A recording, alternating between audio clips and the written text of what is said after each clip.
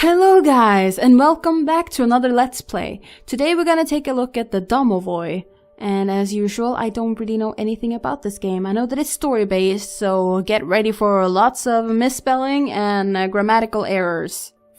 From my side, yeah. Okay, let's just get started. Recorded in the Urals. There once lived a certain farmer who had a beloved cow. This farmer gave his cow all the grain she could eat. However, soon the cow became sad and thin. The farmer told his friend, "No matter how much feed I put out, she remains skin and bones." At night, a moan came from the attic. He abandons the old one, leaves him all alone. The farmer went to the magical advisor, who told him to take bread and salt to the Domovoi. At night, the farmer left the meal in his attic. Soon, the cow fattened once more. The farmer is still alive. He told me if the Domovoi envies a farm animal, he tears off its tail, rides it, and eats all its feed. So there you go. Don't invite Domovois to live with you. Here he is, the Domovoi. I have a tale for you, friend. Not one of those old superstitions. Forget all you know about such stories. This is a new tale about real heroes. First performance. Help me work it out, will you? Pass the time. Thank you, friend. In an old simple place, far from a good railroad, where the soil was too poor for the tractor's plow, the month of March enchained a hut with thick cords of ice. The weather had sealed the wooden shutters on the windows, all except one, where a backwards carpenter had cut a 1-inch breach that exposed the glass panes underneath. It had been this 1-inch the spider used to enter the hut, and so inside this old simple place, the Domovoi negotiated with the spider. The Domovoi moved one step back to see the spider's entire web. Each line of silk connected into a mesh that stretched from a window frame to the center beam.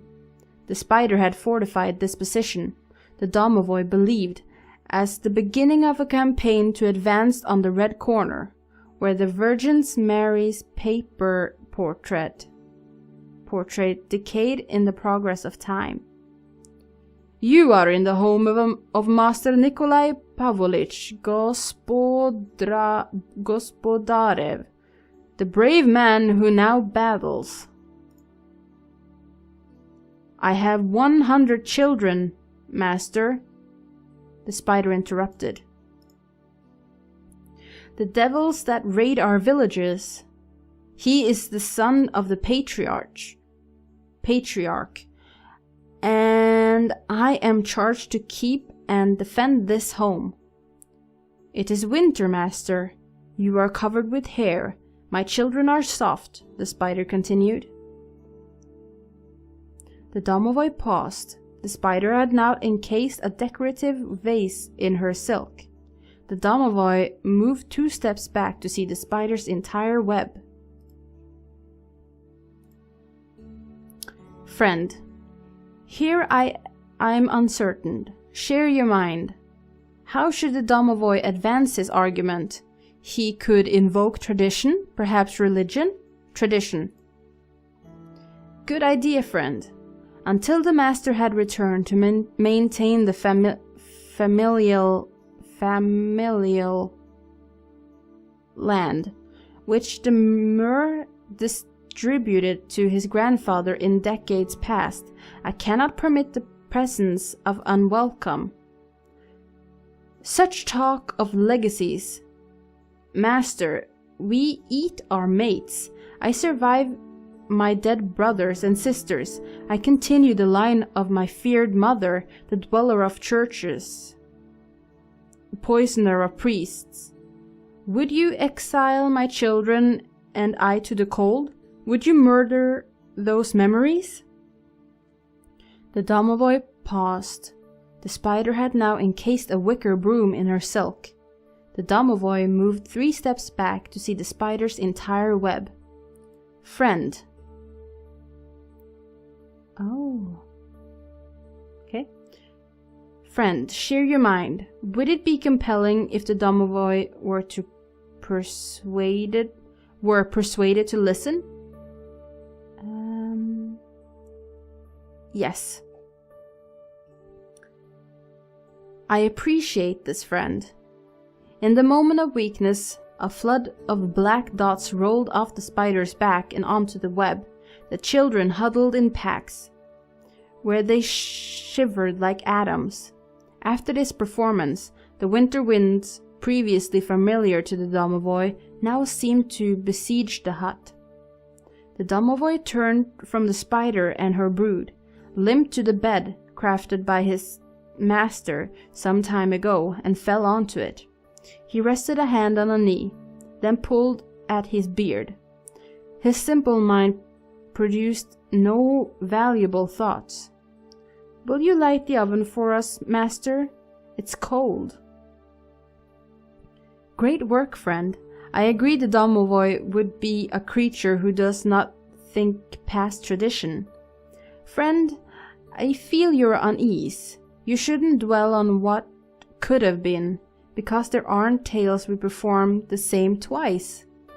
We're building new worlds. Even this performance will change. Words and images will be different in our memories than when you first heard them. Doesn't that comfort you? Ah, forgive me, I was carried off. I'll continue.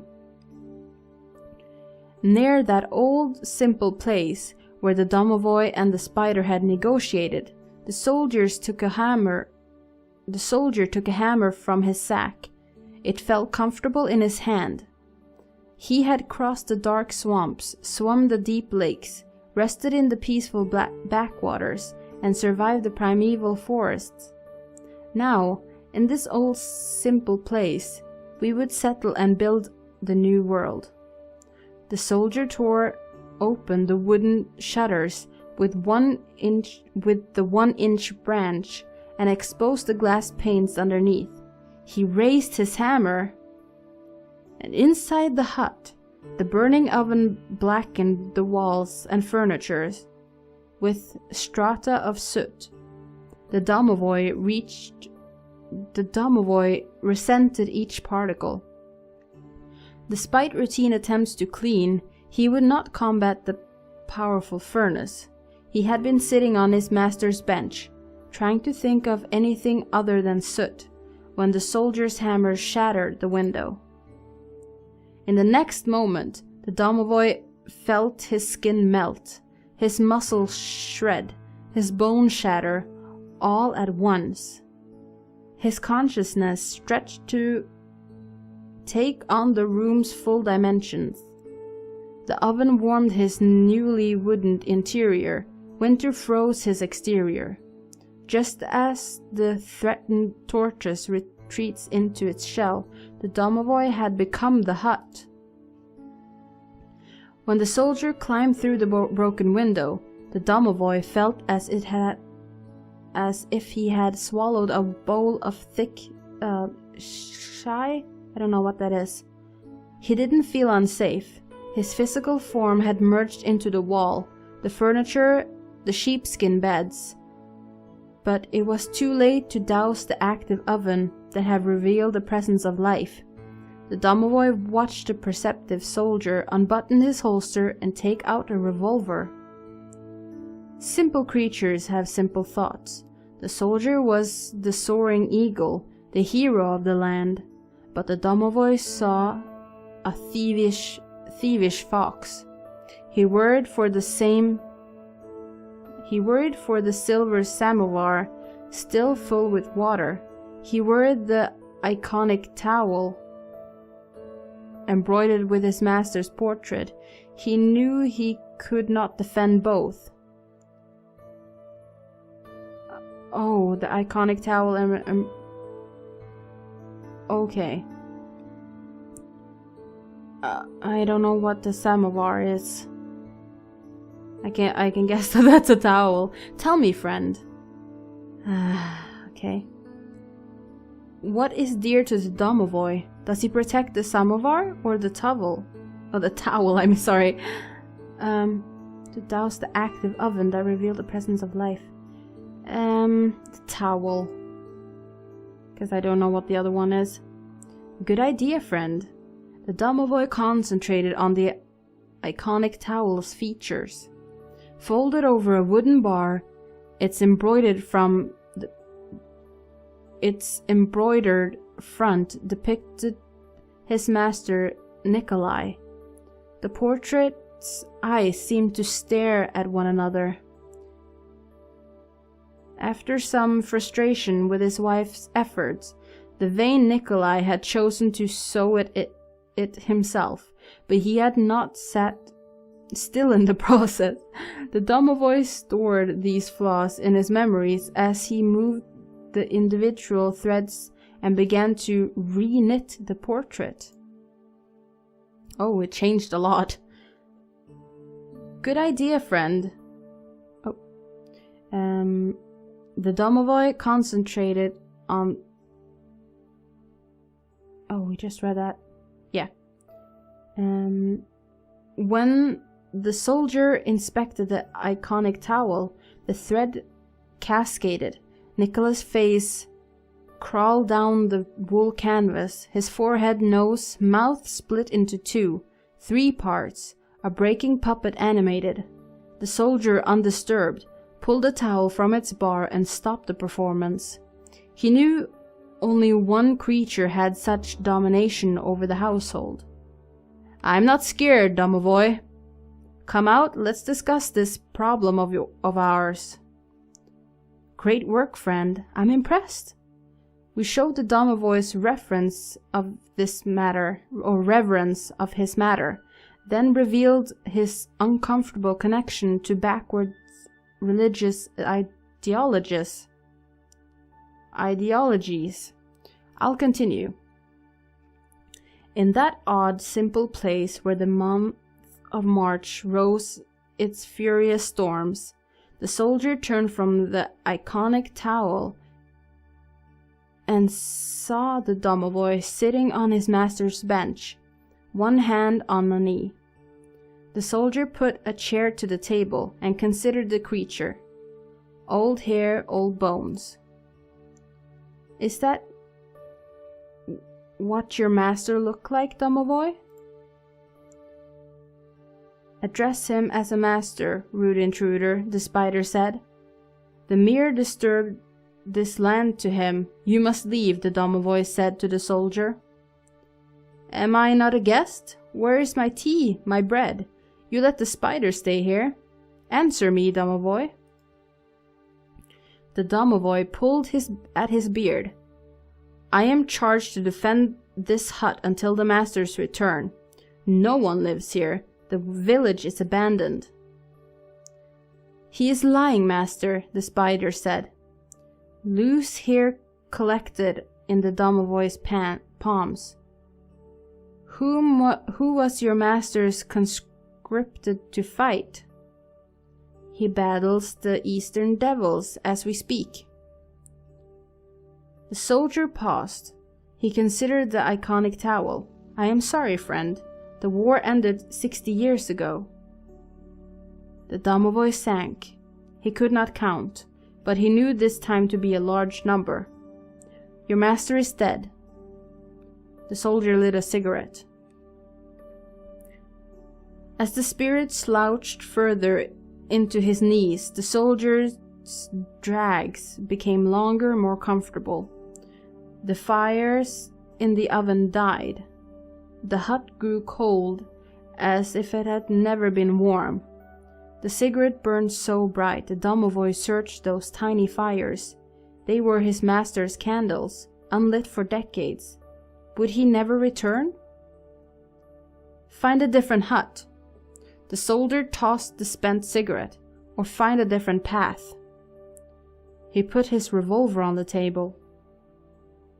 The Domovoi felt the furniture around him, like phantom limbs. He had seen such a tool before. A musket his master used to kill thievish foxes. Several anxieties clustered in the house spirit's consciousness. The iconic towel pleaded to him. Its existence depend on the Domovoi's survival.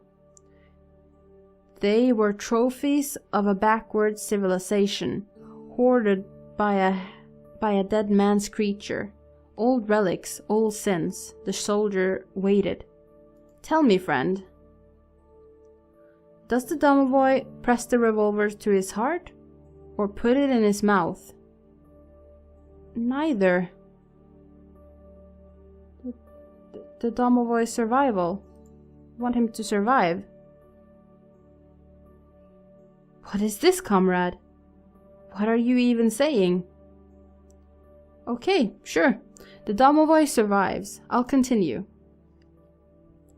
In that old simple place where the promise of progress loomed, the Domovoi put the revolver back onto the table. The household calmed. His consciousness quit. I am sorry, friend. The soldier threw the table aside and raised his hammer. The Domovoi felt the blow, then the floor, then the household scream. Once more, the cold hammer struck him. He tried to organize his injuries in his mind. Salt filled his mouth. Oh no! The Domovoi saw dark fluid on the floor and understood his mouth had filled with blood. Once more the cold hammer struck him. A bitter crack came from his hand. What? The Domovoi felt trebles in his arm and understood his hand had been broken. Once more the cold hammer struck him. Warmth cursed his throat. Once more the cold hammer struck him. Fire started in his wrist. Once more the cold hammer struck him. Object buried inside his knees, or in his knee, will end him quickly. Didn't want him to die. The Domovoi smelled acid on the floor and understood he had vomited. Once more the cold hammer struck him. Wetness ran down his neck. Once more the cold hammer struck him. A dam burst inside his head, or welts formed on his arm. I guess wetness ran down his back then? The Domovoi could not be certain of his back's condition. He felt emptied and understood the blows had stopped. Some time later, when the Domovoi would sit at his master's bench, trying to think of anything other than soot, he would remember the cold spots of his flesh, all the same circumference as the hammer that had constructed them. The injury's order would change in his mind, until he could no longer remember the injuries, only the emotions connected to them. Different sensations would pull him back to that precise moment, but more often he would pull himself back.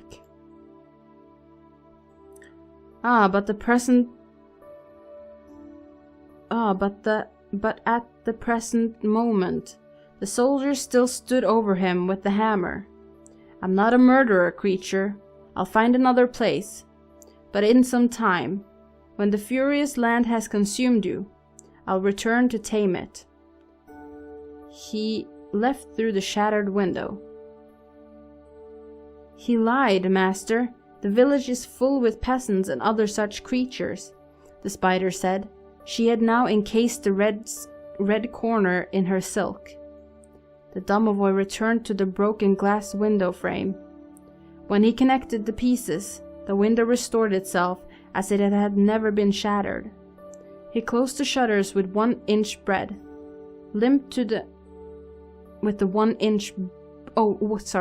He closed the shutters with the 1 inch breach, limped to the sheepskin bed above the oven, and then slept.